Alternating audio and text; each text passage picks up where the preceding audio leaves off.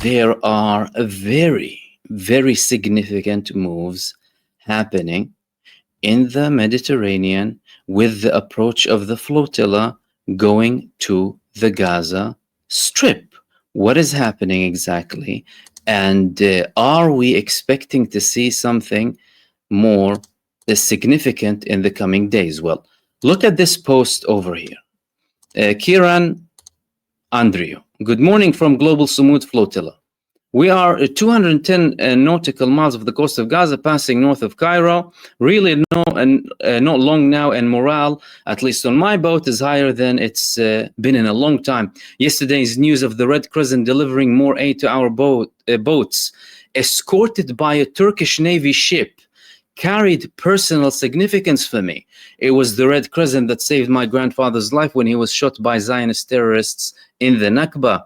And while we're at it, the boat in this picture series is 30 years older than the state of Israel. We have a direct Turkish Navy participation in what's happening with the global Sumud flotilla alongside Spain and Italy. Spain already confirmed, and it's sending an advance to warship that they will be following them up until the end. Turkey, in the meantime, isn't really clarifying that much, but they have provided support instantly to the flotilla once they had a call, and the crew on the Sumud flotilla said this was the fastest response that we ever had. Not only that, we're also having maritime patrol aircraft surveillance coming from Turkey, supporting and surrounding the Sumud fleet's advance. So we have now Turkish Navy participation, Turkish Air Force participation, and their drones. Of course, Turkey is very sophisticated and advanced in terms of drones, and they are, of course, a game changer in relation to modern warfare, have proven their effectiveness, and they can be lethal if necessary too. What is that saying? You're talking about 250 miles off the shores of the Gaza Strip. Israel is reportedly preparing its commandos now to take down these ships. We haven't heard about one act of Israeli terror against these boats going to Gaza, following the participation of the Italian and Spanish navies, and then later followed by the Turkish Navy as well. What's happening here? Well, what's happening is something very serious. We have European countries here escorting 50 boats going to the Gaza Strip to break the siege, and they are supposed to reach there in the next couple of days. What if Israel tries to start attacking them and they send rescue alerts to Turkey and Spain, assuming that Italy will not continue because their prime minister is depraved? It's going to be serious. It's going to escalate most likely to some sort of a confrontation. There's a very high likelihood of that happening. And that's not the only thing that's happening now. Spain is now preventing also the transit of US arms to Israel, which is worrying the United States a lot. Spain bans transit of US arms shipments to Israel via Rota, Moron bases. Rota and Moron are not a backdoor. Sources familiar with the functioning of US-Spain Joint Committee confirm.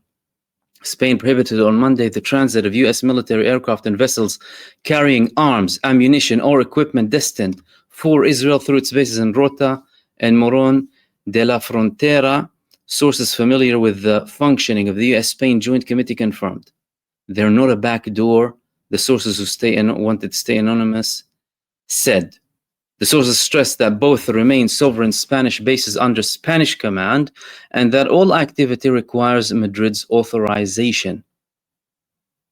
This amendment that requires the full Spanish authorization, despite the fact that they have a joint committee with the United States, had multiple amendments in the 20s and 2010s, 2000s and 2010s. Previously, the United States could go with more flexibility and more freedom. Then later on, the Spanish told them, listen, we're going to have to check everything that goes through the route. Talk about the United States at the end of the day, sending arms to explode children. Lord knows what else they're preparing as well. And that is signaling that there's a very, very huge shift in the relations between Western countries. These things are very important. So we have the Turkish deployment of the Akinichi, it's called, if I'm not mistaken, combat aerial vehicle, alongside the naval warship, Spain's warship, Italy is not likely to continue up until the end. Spain is now banning the transport of weapons. That's where you see the crisis happening. That's why Benjamin Netanyahu needed this from Donald Trump now to try and save face and to try and show that Israel is for peace and that they accepted the ceasefire. However, falling into that trap serves the false propaganda of both the United States and Israel. Israel is in a terrible state, and it must continue to be in a terrible state up until the required action is taken to completely stop this genocidal enterprise and give the Palestinians their historical and contemporary rights.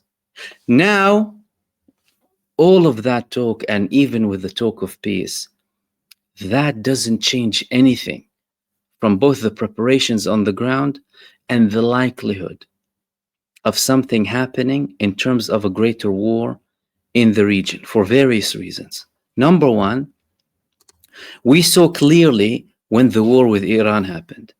It happened after the United States was talking to Iran for 2 months after Iran gave them another chance, because the United States unilaterally withdrew for the sake of Israel in Trump's first term. For those of you who are Trump supporters who didn't really know what Trump was about, then later Trump wanted to have this sort of an agreement as a smokescreen to cover up an upcoming Israeli attack, fully backed by him with his knowledge, that he later participated in, again to save Israel, without necessarily dragging the United States to an all-out war with Iran. When did that happen? After we heard many statements about peace, about yes, it's an ending, but from who? From the grand masters of terror and genocide, the United States and Israel. Even Netanyahu at the time was speaking about prospects for peace. Israel also did not achieve any of its objectives against Iran. They did not take the establishment down. They did not take down the missile capabilities. They did not take down the nuclear project. And in the meantime, Iran is in a race against time to prepare fully for all of the scenarios expected in the future. And one of these preparations includes a new purchase that Iran made with many MiG-29s. Okay, why MiG-29s when they were talking about potentially having the J-10Cs? Well, for various reasons.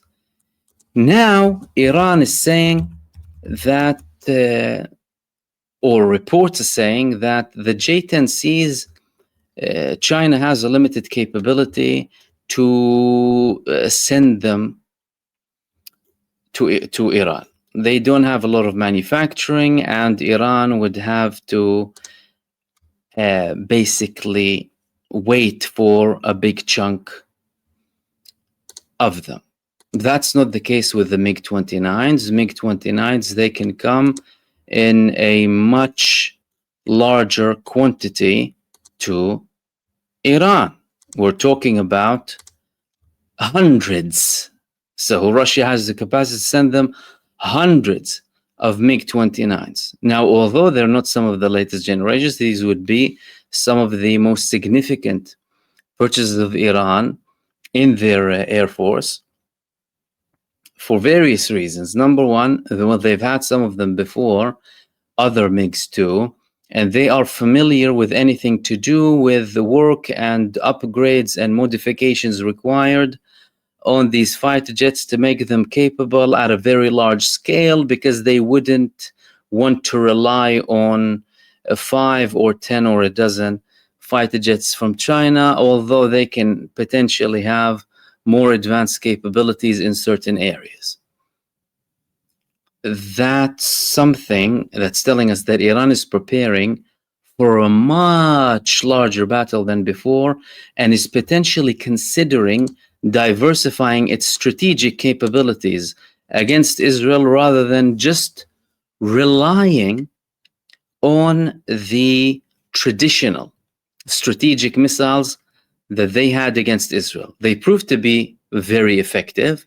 We saw how effective they were with the 12-day war with Israel. But clearly, that's not stopping Iran from thinking ahead and preparing for something bigger. Why? Because they know that this attack is coming. This attack is coming, and one of the leading figures in the Iranian establishment, as a matter of fact, he was the senior military advisor of Sayyid Ali Khamenei, the supreme leader of Iran.